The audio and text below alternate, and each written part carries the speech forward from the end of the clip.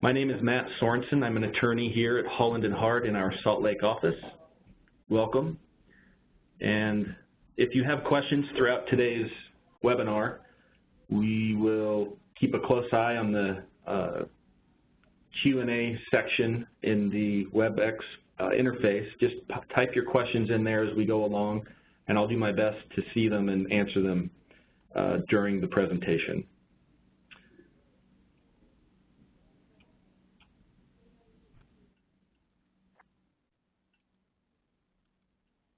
All right, let's get started. Thanks for joining. And what I've got here today is a presentation that is designed to both involve your IT personnel as well as your privacy officer and compliance and counsel and other professionals who will be coming to the table during a investigation or during a data incident to work together, both from an IT perspective as well as an administrative perspective, to analyze the incident, determine the scope and nature of the incident, and decide what course to take. In some instances, there will be PHI involved, and we will need to make a notification to patients or to our business associates, if we're a business associate, to our covered entity customers. On the screen before you now is a diagram attempting to show a process where IT professionals who monitor networks and who monitor systems and applications for signs of malicious activity. We're looking for, at the lowest level, log entries or patterns on the network that would indicate an intruder, unauthorized network traffic, and so forth. But we also get notified of potential incidents the old-fashioned way, through phone reporting, help desk calls. A user may report a phishing email attempt, or they may report that they have clicked a link and they're not sure what they've done. We also have reports from third parties, maybe our contractual partners who report incidents to us, or even sometimes law enforcement will contact us in the course of another investigation. They've found data that has been leaked and it appears to come from us, and that's always an unnerving experience. So one of the things we want to do is be able to filter down from these, especially on the IT side, filter down from the thousands and thousands of events of interest that might be an indicator of a compromise, and isolate only those that are valid and actual indicators of compromise. And this is known as incident security incident and event monitoring. Once we have escalated events of interest and called them truly incidents, then we want to classify them. We should have a policy, often a part of our information security policy, or it may be an extension of your IT's incident management policy, where we classify incidents as, for example, a regular incident, a serious incident, or a major incident, with a growing impact with each succeeding classification level, with a broader scope of audience to notify about the incident, and so forth. And we'll get into some of these details as we move forward. This is a basic incident handling life cycle. It's a model process. Yours may or may not look like this. This is just a starting point. I've taken this from the SANS organization, which is an information security training company, and I've added to it and made it a bit more business friendly, as it's really a process: preparation, identification, communication, containment. So I've got the IT side in here. It's the identification, containment, eradication, and recovery. Those are the steps that IT incident response teams follow when they manage data incidents. I've added analysis, communication, and notification as some of the business side activities that occur in lockstep with the IT incident responders.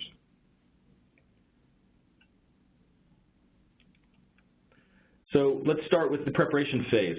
I think if you spend 50% of your time it before the incident ever happens. So let's say you have an incident that would take a couple hundred hours to fully resolve and deal with. We want to spend at least 100 hours before that incident ever happens getting ready. And how do we prepare? We're going to talk about a key contact list and an incident response toolkit. And that toolkit will contain several things, including the key contact list and key escalation procedures on who to call, when to call them, based on our incident classification that we just talked about. On our key contact list, here are some suggestions. Certainly internal personnel such as our privacy officer, security officer, or CISO. We may have, if we're large organizations, dedicated teams internally to manage IT incidents. Many of you do not. Sometimes you can contract for help, bring in a third party to help you do a detailed IT investigation to find out what really happened and what data was actually potentially exposed and how.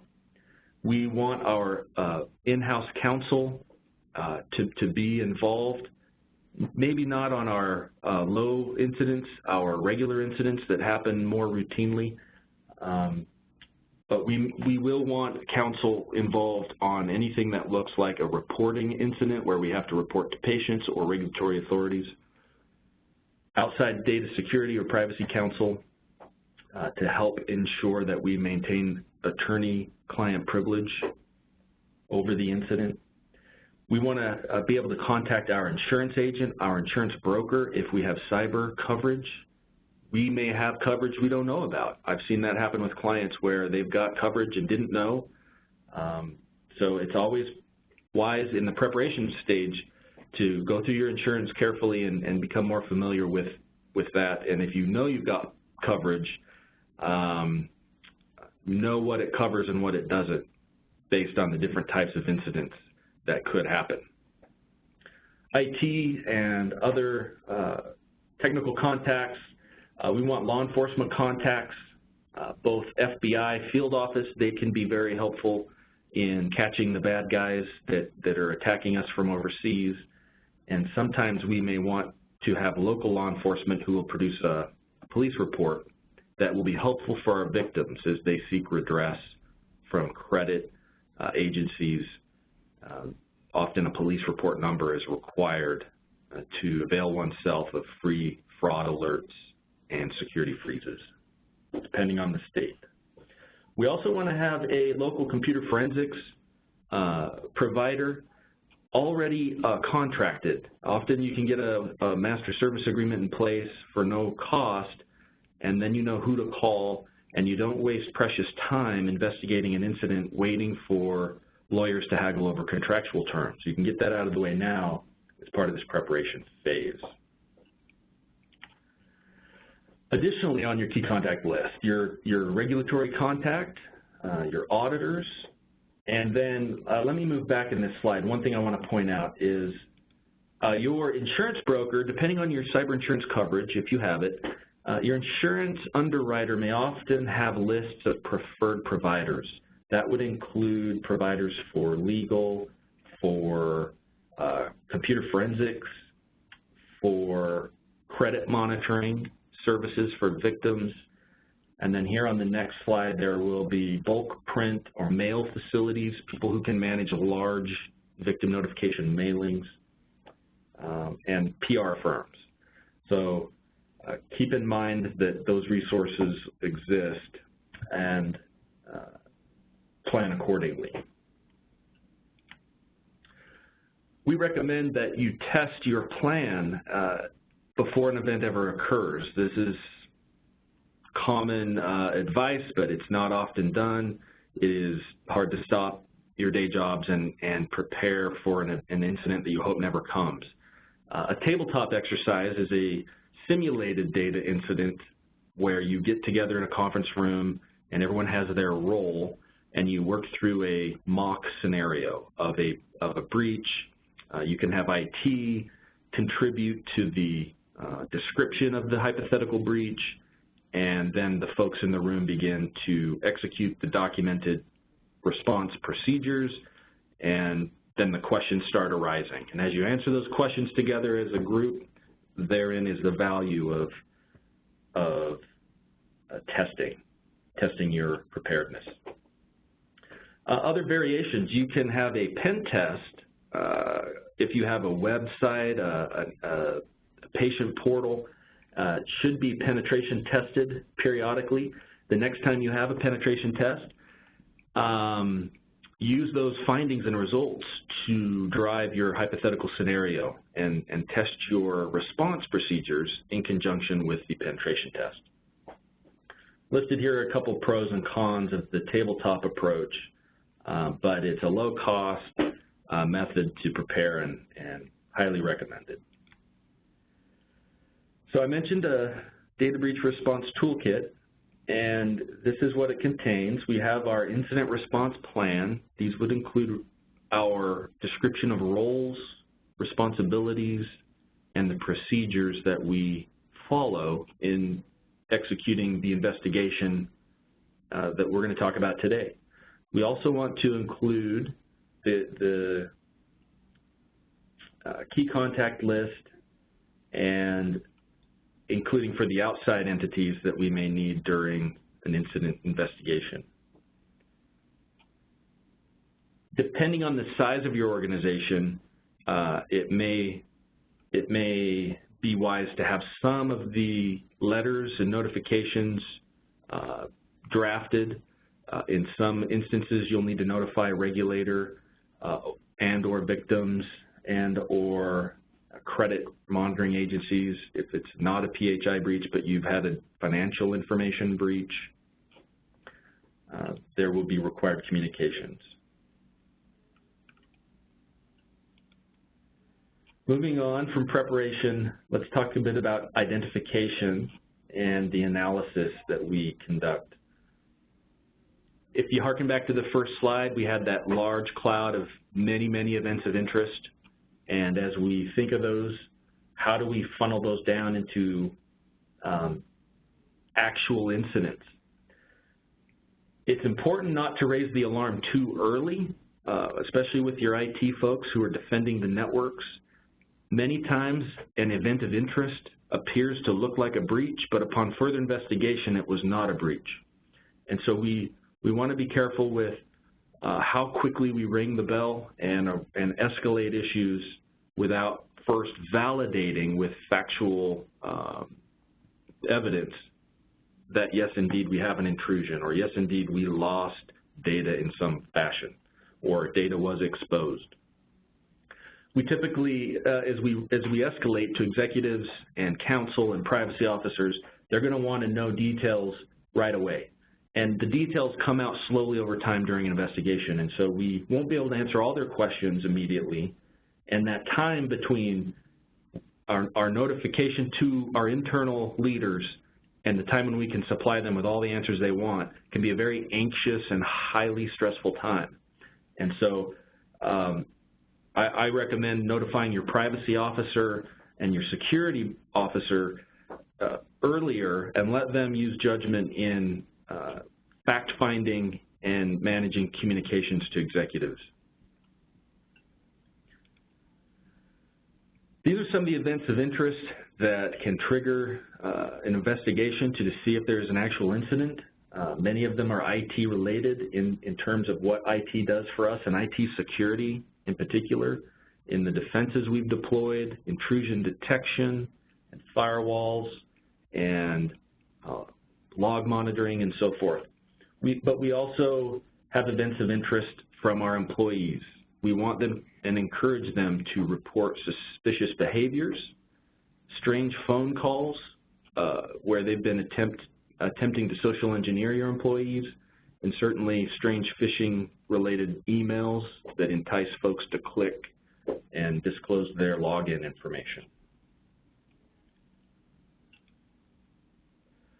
So when these events of interest surface and we begin investigation, we perform a triage. This is a first responder activity, and we begin to set the stage.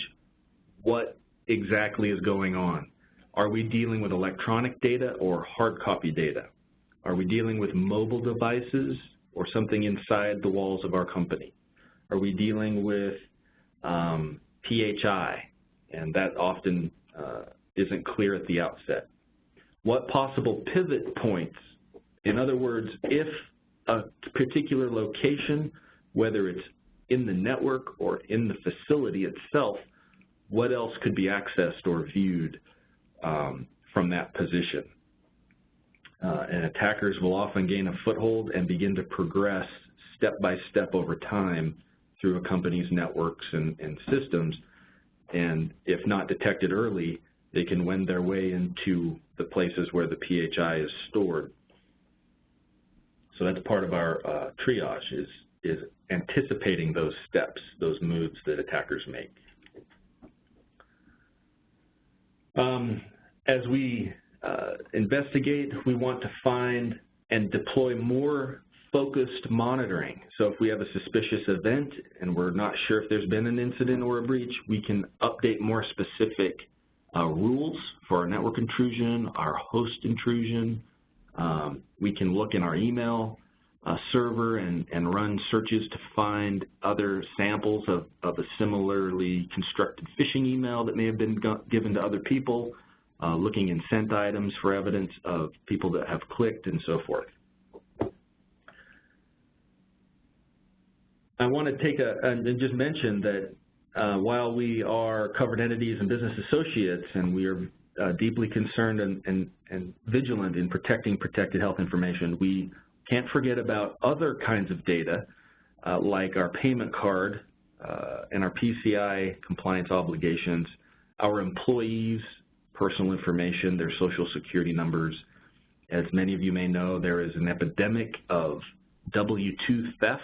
This is where a phishing email arrives masquerading as an executive at the company, and the attacker solicits the W-2 file from an unsuspecting employee in HR or payroll. And this is a popular and often successful attack.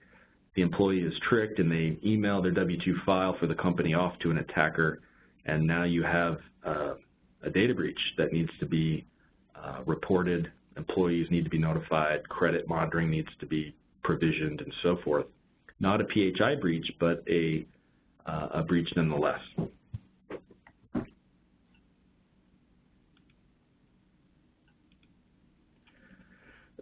Just a high-level view of a typical investigation series of steps, confirming facts, and pertaining to PHI, gathering information about the reason for that data to be stored and transmitted and disclosed, confirming with log files, with employee interviews and so forth, what was actually used or disclosed, and beginning to paint the picture and lay down the facts for a decision. Making sure we document everything we do along the way.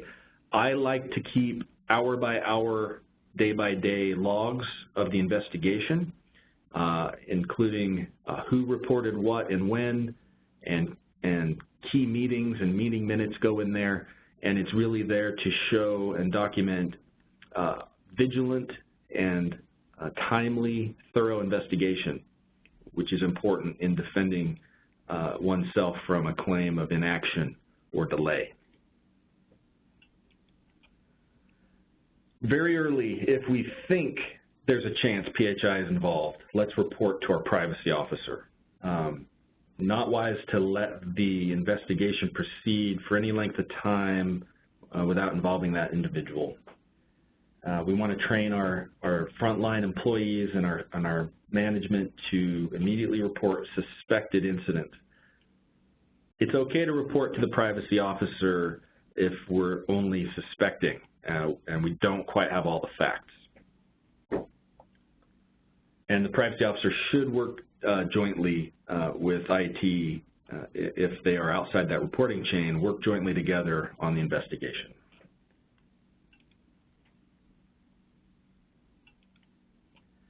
So we begin our analysis as the facts roll in, whether HIPAA applies.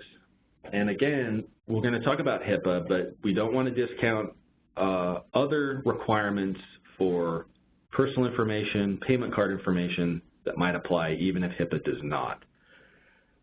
And so we want to make sure that we have identified, is this incident germane or occurring to a covered entity or a business associate? And if it is a covered entity, that it is in conjunction with the notion of a health plan or clearinghouse activity.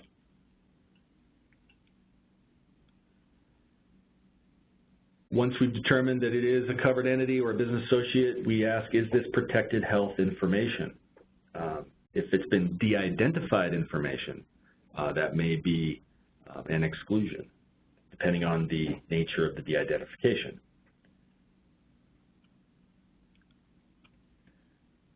In addition to the nature of the PHI and whether it is impacting PHI, we need to identify the use, the access to that PHI, the proper disclosure of that PHI. What we're looking for is any rational explanation for the event of interest or the incident that we perceive, and ruling out permitted disclosures and ruling out authorized accesses. And it does happen. Sometimes things happen and we think they look like an incident or an unauthorized activity, and upon further review and investigation, fortunately we can refute that and attribute it to authorized permissible activity.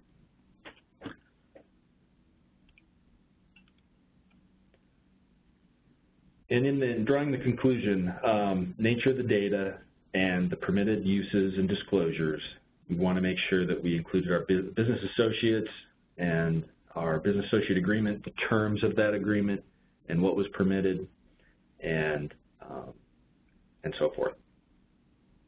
The minimum necessary standard is important to consider. We don't want to over-disclose, permit more access than is necessary, and so that can sometimes be a factor in the analysis.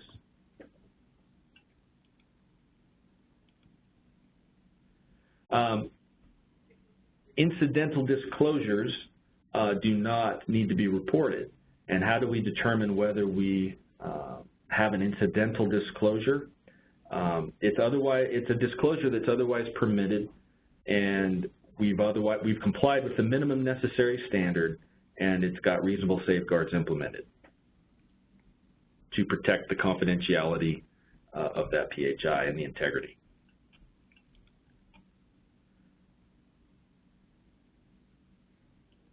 Incidental uses and disclosures include secondary uses. We want to make sure that we've got a clear understanding of common use cases before we claim incidental exposures or disclosures. Here are a couple examples. Hospital visitors may hear conversations, they may glimpse information written in a nurse's station as they're passing by to visit a patient room. What are the reasonable safeguards for some of those scenarios, and encouraging our staff to follow these safeguards and these practices. We can ensure that we are maintaining that threshold to keep these exposures as incidental. It's all about documentation, reasonability, and interpretation of the facts.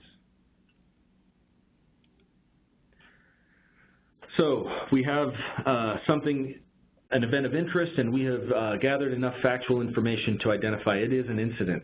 And now we need to classify that incident so we know the severity. This is just a sample information, incident classification, what you might find, not the visual itself, but these categories: incident, serious incident, and a major incident. And what would characterize a major from a serious incident? You can come up with your own names. I've seen organizations use S1, S2, S3, or P1, P2, P3 priority, or security 1, security 2. The 500 record threshold may be a good indicator of severity, whether it's reportable to the OCR immediately, whether it's reportable to the OCR at the end of the year. Other types of data, non-PHI breaches, the size, the number of records involved, the amount of business disruption caused by the incident. And we want to drive the next steps of our incident response based on the classification. For example, we will notify executives. We may notify the board of directors on a major incident of colossal proportions that may pose an extreme risk, whereas we don't report that highly in the organization for the smaller breaches.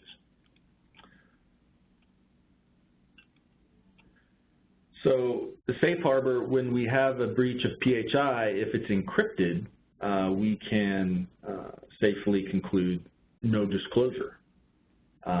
Also, for non-electronic data, we can destroy it, a hard copy, paper, electronic media, and so forth.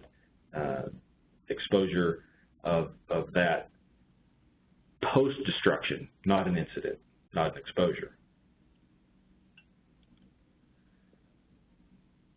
So we have in the rules now, in the notification rule, an analysis, a risk analysis on reportability of breaches. And we don't want to confuse this risk analysis with the the older and more commonly understood security risk assessment in the security rule, whereby we identify threats and determine likelihood and impact of those threats and consider our vulnerabilities, and then allow that risk assessment to drive our selection of safeguards and how we implement addressable safeguards. That's the security risk assessment in the security rule, and what we're talking about here on this slide is kind of a smaller, more self-contained risk analysis in deciding for an incident response, do we have a reportable breach? And so some of the elements of this risk analysis are detailed in the rule itself, the notification rule. And if we have a presumption of a breach unless the covered entity can prove otherwise. So the burden of proof is on the covered entity to gather enough facts that would convince your regulator that, in fact, no breach occurred because the nature and extent of the data, whether or not an unauthorized person received or saw or was exposed to the PHI, whether the PHI was actually viewed, how quickly and how effectively the incident was mitigated, and unless a more formal exception applies. Let me give you an example of a fairly well-known incident type. This would be the theft of backup data tapes. And thinking of an actual incident, a covered entity had a courier picking up backup data tapes and delivering them to a storage facility. An employee of the courier decided at the end of the day, after picking up a covered entity's data tapes, to keep those tapes in the trunk of his car and then go home for the night and deliver those tapes in the first thing in the morning to the off-site storage location. And unfortunately, that courier's car was broken into during the night, and the bag containing the backup tapes was stolen. A breach, potential breach. And during the investigation, 3 days later, local police, in an unrelated arrest, discover stolen property in the hands of a petty criminal, and lo and behold, in his possession is the bag with the data tapes in the bag. The bag doesn't appear to be any different than when it was stolen. The data tapes are in their original cases. They don't appear to have been opened. And these are some of the factors that we would apply whether the PHI on those data tapes was actually acquired or viewed. And some of the other mitigating factors would be does this petty criminal have the wherewithal, skills, knowledge, experience, or equipment needed to take the data tape, load it into a tape reader, and view the data? And does the data, even if taken to that step, would you need an application to actually read the data, the application that wrote the data, would you need that specific application to read the data? So we could probably, in that scenario, rule out a breach because there's a very, very remote, low likelihood that the PHI was viewed, even though its digital possession was compromised. And yet there were cases just like that, multi-million-dollar court cases over scenarios just like that prior to this more common sense approach introduced in the notification rule. Breaches, exclusions, as we noted on the last slide, an exclusion might involve access by a member of workforce who might have been exposed to the data or acquired the data in good faith within their scope of authority, but no PHI was disclosed. But it was unintentional.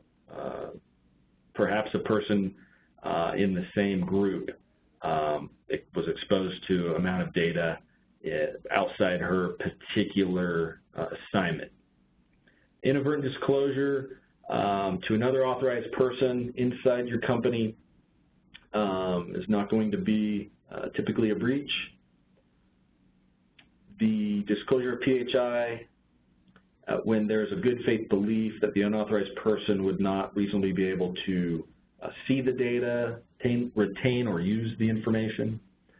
These are spelled out here in the site below. It's worth careful review of these criteria as part of the breach analysis or the analysis we do during the incident investigation.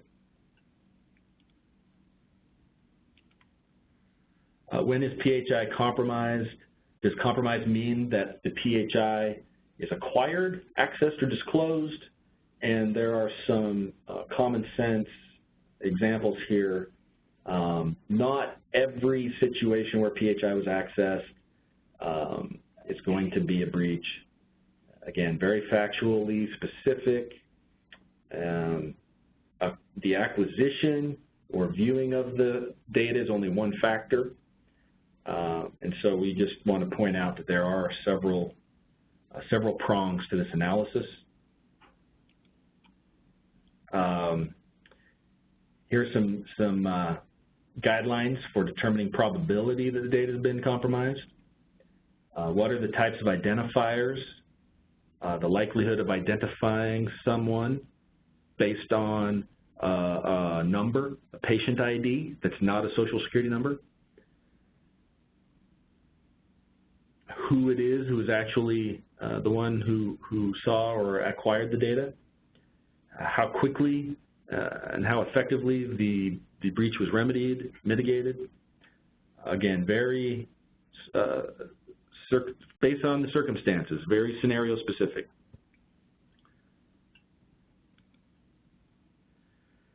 All right, here's some examples. Some of these involve low probability. These would be examples of a low probability of a compromise. A fax sent to the wrong doctor, and they report that they destroyed it. Kind of a clawback provision. Disclosure to people who are required by HIPAA to maintain confidentiality. That would include service providers, business associates. Disclosure without identifiers, with no way to recreate the identity. This would be de-identified data. Stolen laptop recovered, and analysis shows that PHI was not accessed. Now, you know, a stolen laptop that had been encrypted, okay? If you have a stolen laptop that was not encrypted and it was recovered, I would not want to be in that position. The OCR is penalizing heavily lost laptops.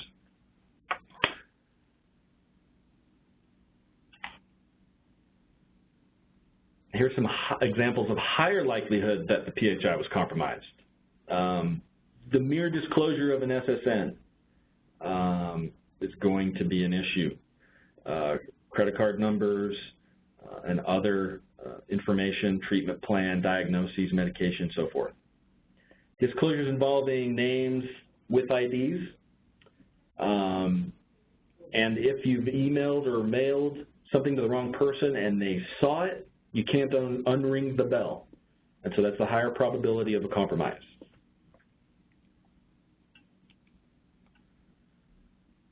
Incidental disclosures, no breach notification required.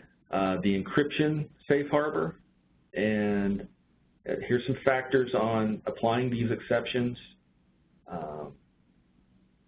Inadvertent disclosure, unable to retain the PHI, low probability of compromise. Remember, the covered entity has the burden of proof. We presume a breach unless we can prove it otherwise. All right, let's move on. Again, you'll get these slides to yourselves and can go through them. Reporting the breach increases some of the risks, but given the risks of failing to report when you should have, it's better to err on the side of caution.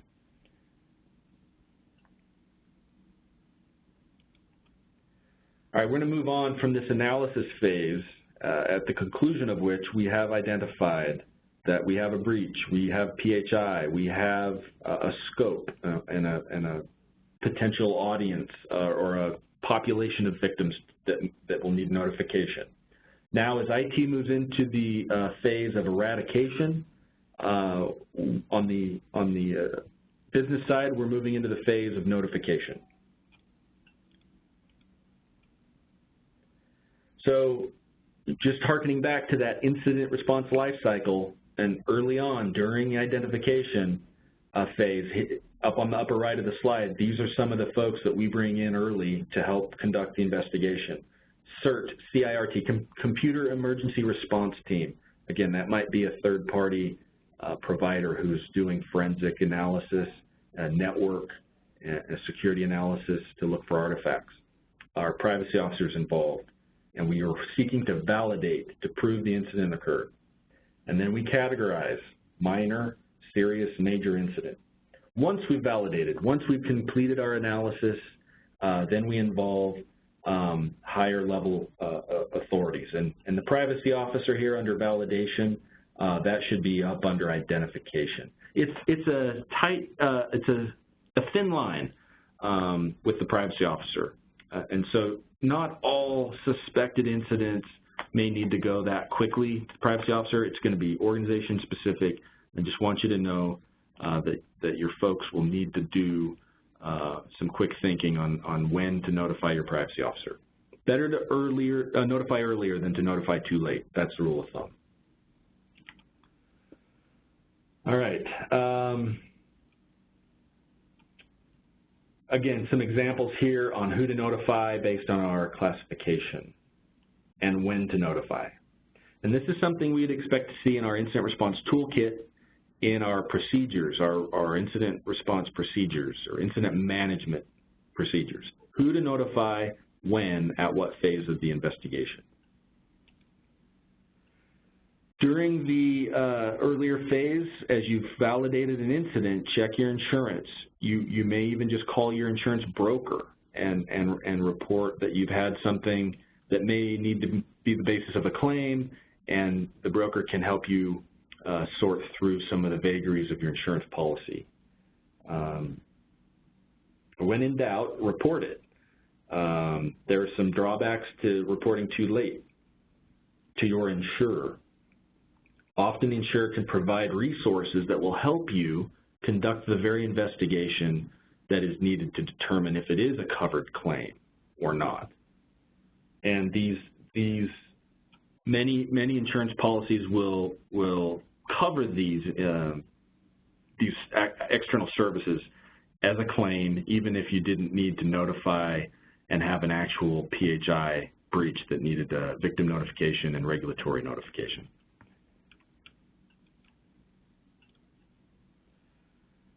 Again, I mentioned IT is containing. We may need to contain on the business side. We may need to, on the fly, as we stop the bleeding. We don't want it to happen again.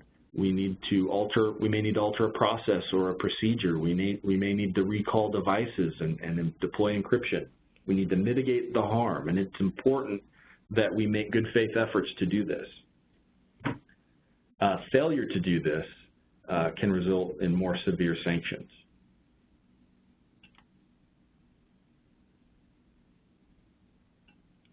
If we have a business associate and a series of bad acts, we've lost trust, we want to begin the process of replacing that business associate or doing whatever we have to do to further mitigate the harm that they are causing. Sanctioning employees is an important step in mitigation, and we'll talk about that in a couple slides. Training. I want to take a moment about phishing. If we have employees who are highly susceptible to phishing, we want to question, is this the right person to be doing a daily interaction with personal health information?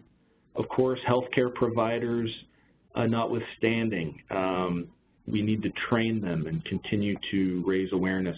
It's popular to provide these phishing tests where we phish our own employees up intentionally. And when they click on the phishing links in the emails, a training page will be revealed to them, informing them that they shouldn't have clicked and what they could have seen or noticed as a clue not to click. And we want to keep track of repeat offenders. A common approach is to take those employees who succumbed to the phishing test and retest them sooner than everyone else.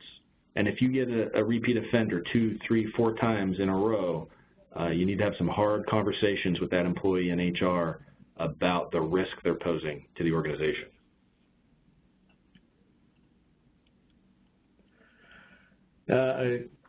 A bit of a high-level process flow here, procedurally on the eradication, particularly in the IT realm, as they're working to restore service and give that comfort level that the attack vector has been closed off and no further harm is anticipated.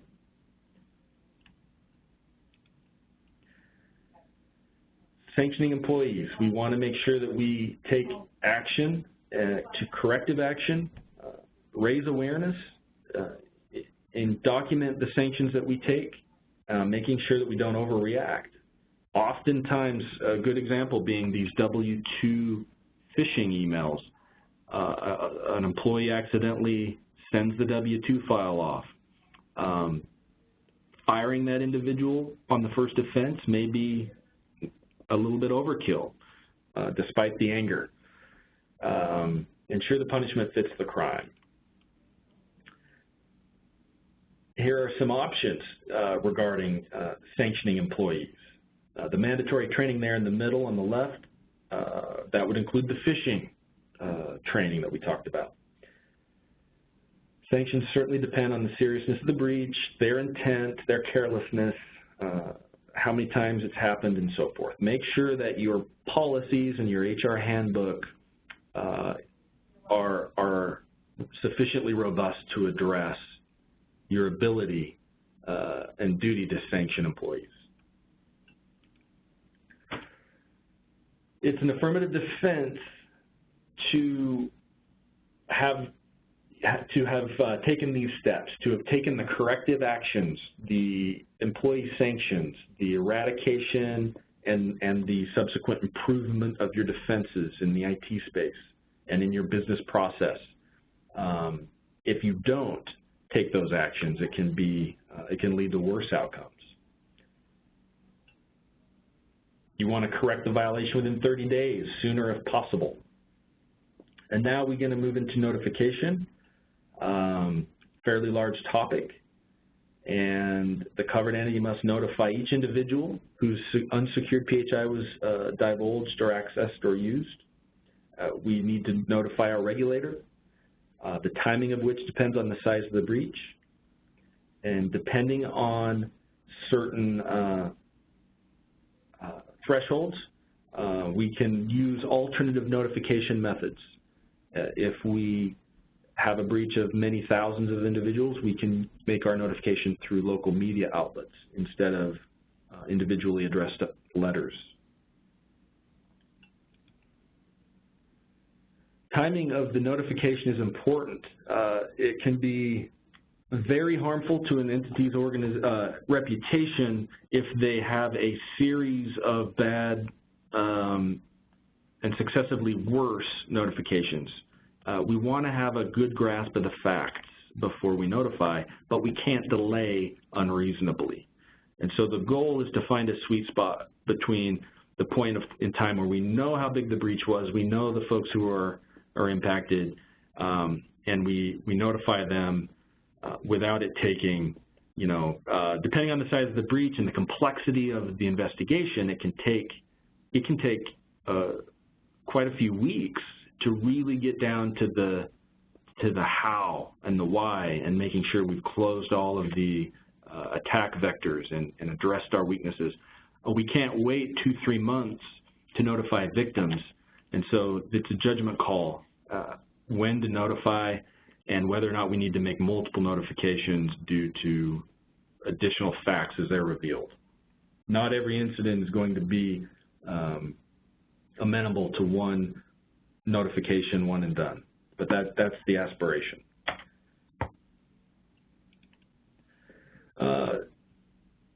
Reasonably know before going public the size of the incident and that containment is in place, how many victims, and whether it was data on IT systems, was it hard copy, and the timing. When did we first discover the breach? And we want to document our internal communications and our process of investigation carefully.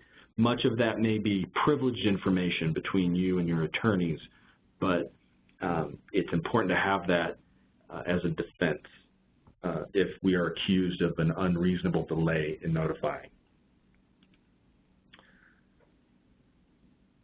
So again, some high-level steps here for notification.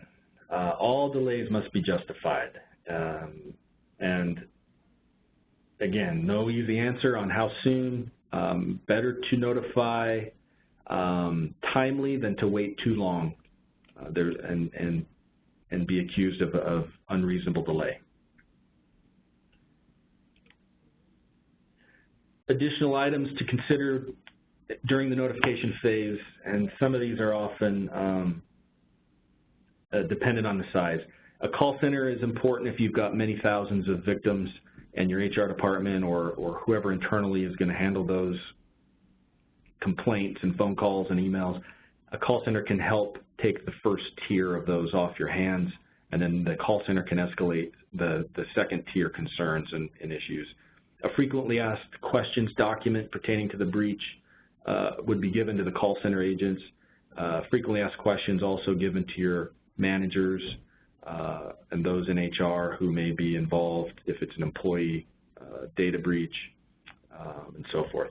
We also want to communicate internally to employees who are often victims also, and coordinating and scheduling the notification to employees in contrast to the non-employee victims is a consideration. If you notify employees well before you notify those on the outside of the organization, you run the risk of rumor and social media spreading the message before you in ways that are more harmful than helpful.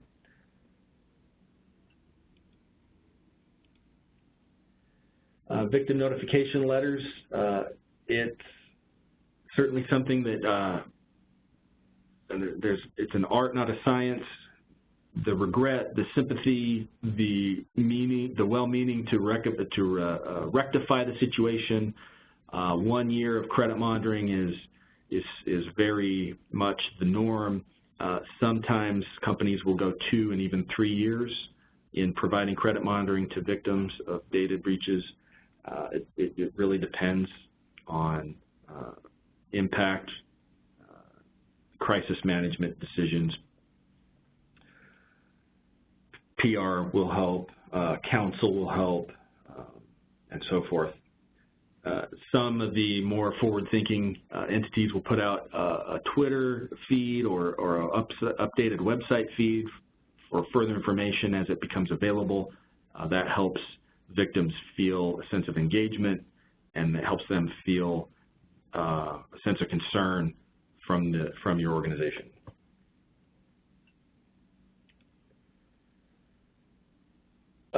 And just to dovetail this back into the normal process of HIPAA compliance and providing an accounting of all access to PHI, and we can't forget that a patient on any given day, in absence of a breach, can request a accounting of all access to their PHI.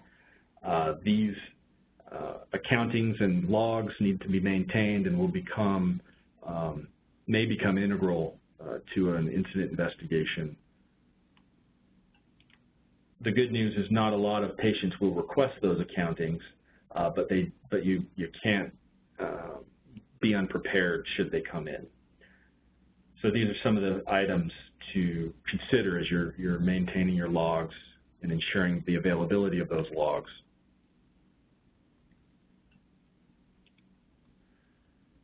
Business associates, of course, must report to the covered entity so that the covered entity can report to the patients, the owners, the patients whose health data it is. Remember, your BAAs, your associate agreements, will often contain additional requirements negotiated by the covered entity. And as we wrap up in the recovery phase, what I highly recommend after the incident has been managed and we've made our notifications and disclosed to our regulator, that we take time and do a post-mortem on the breach, and looking at it from multiple angles, from the strategic, the executive level. Why did this breach happen? And this is a important thing to maintain with your attorney. Why did this breach happen? That should be privileged information, not disclosed. And in the determination then, how do we avoid this? What can we do to prevent these from happening in the future? Are we funding our security program sufficiently? Do we have the right skills? Is there anything about our business process that needs to be corrected? And these incidents are wake-up calls for every organization that has them, and they are a factor for change, an opportunity for change, and most organizations emerge more secure and better as a result, albeit the financial loss and reputation loss. Technically as well, we look at our technical capabilities and defenses and strengthen them accordingly. I have a shout out here in this right side, address vulnerabilities with the 20 critical controls. This is an IT security standard that's emerging in its importance and popularity, and it can be found at the Center for Internet Security website. So in summary, a list of things we've talked about today, and making sure that your proactive mitigation attempts to rectify and mitigate the damage is an important action to have documented and to defend yourself. So in summary, remember, go back to that preparation phase. Review those key items, key contact list. Who would you call? And when you call them, is there a procedure to follow? Make sure you have counsel involved, either internally or externally, to help you stay abreast of the changing regulations, particularly outside of HIPAA with regards to state data breach notification laws. Plan and conduct a tabletop testing exercise of a mock data breach. Here's an action plan. Between now and the next year, work to achieve these milestones in your organization. When you get off the webinar today, inquire about your incident response plan. Blow the dust off that binder on that shelf and pull it down and make a goal to refresh it, update it. update those key contacts, go out and get contracts with a forensics provider, a cybersecurity consultant who can come in with the expertise and find that needle in the haystack, the root cause. Consider reviewing your insurance policy. Consider getting insurance if you don't have it, and build up to the time when you can conduct a mock test. And, you know, when you think of the fines and the penalties and the reputational damage, and try to weigh those costs against a proactive improvement of some of your security controls, it's often cheaper to act now than to react later. With that, I'll conclude. Apologize, I haven't watched the questions as well as I should have, but we have a couple of questions here. Now would be a great time to enter your questions, and I'll answer them. We have a question from Melody Springer. Accounting of disclosures, does that include access by our internal users? If so, what is the required time frame? Yes, there should be an accounting, in IT we call them access logs, but the HIPAA doesn't prescribe the form or format of the accounting of disclosures, but in Spirit, it's being able to tell a patient all of the people who access their PHI and for what reasonable purpose or what permitted purpose it was done. So yes, internal users.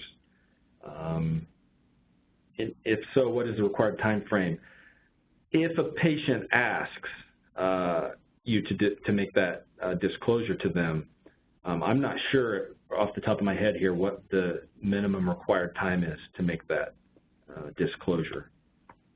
Something I would have to check on and get back to you. If you email me at the email address there, I can look that up and respond. Another question. Can you go over the HIPAA exception of when business associates serve as your agent? In that case, the covered entity is responsible, not the business associate, for the breach. Who determines, I'm guessing the question is who determines who's responsible for the breach? I mean, in essence, whether you use third parties and business associates or not, you're the one collecting the PHI and you are accountable for its care and safeguarding. And it behooves us all as covered entities to do third-party risk management and due diligence on our business associates. We should ask for the right to inspect their premises. We should ask for SOC 2, Type 2 attestation reports, SOC, that's Service Organization Controls report, SOC 2, and that is a third-party auditor that attests to the security and confidentiality safeguards of the business associate. If you have a business associate arrangement who's storing, transmitting, or processing PHI, and they don't have a SOC 2 available for you, I would take a long, hard look at your relationship with them and demand that they get one. And if they don't or cannot get one in a timely fashion, I would say that's a bit of a risk. You may have to send your own auditors in there in that case to get the comfort you need. And so if it's your patient's PHI and there's a breach, whether it was a breach that's your fault or your business associate's fault, you've got culpability there, either because of the breach you have or because of the third party. It still has impact on you.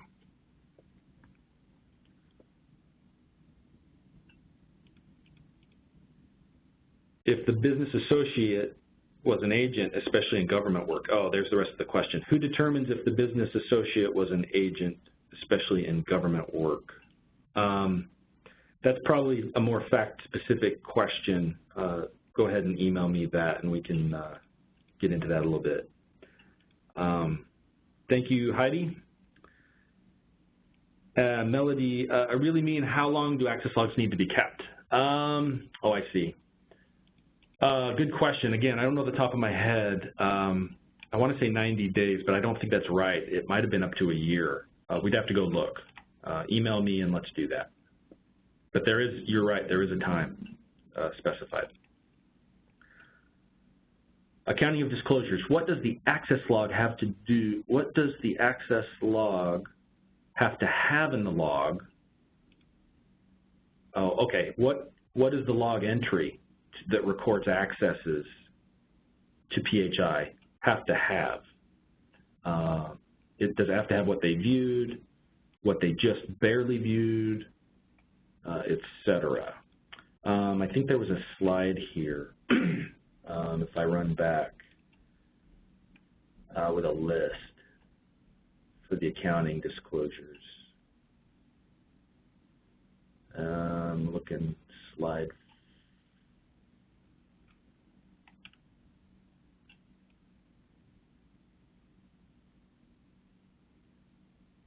I'm not seeing it by title. Let me look through here real quick.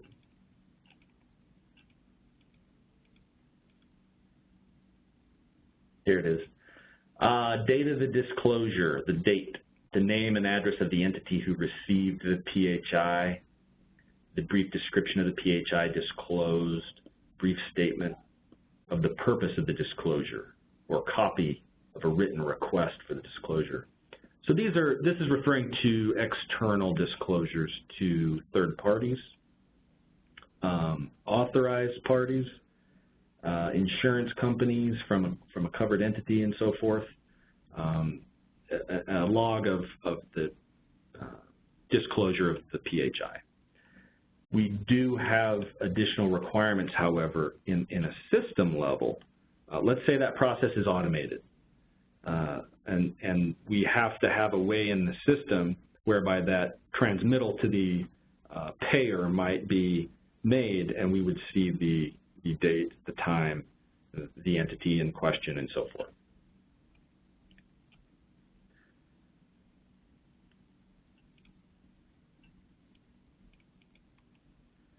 Let's see, another question. Want to know about them serving as an agent when they are the BA, if they're an agent, okay. Again, email me on the government entity question and we can go through that. Yep. Any other questions? Fire them off here. Thanks for joining us today. This presentation's been recorded and it will be made available for later listening and download. And again, you should get an email with the slides as well. Feel free to contact me with additional questions, and enjoy the spring weather here in the Intermountain West and keep it safe out there. Good luck and thanks.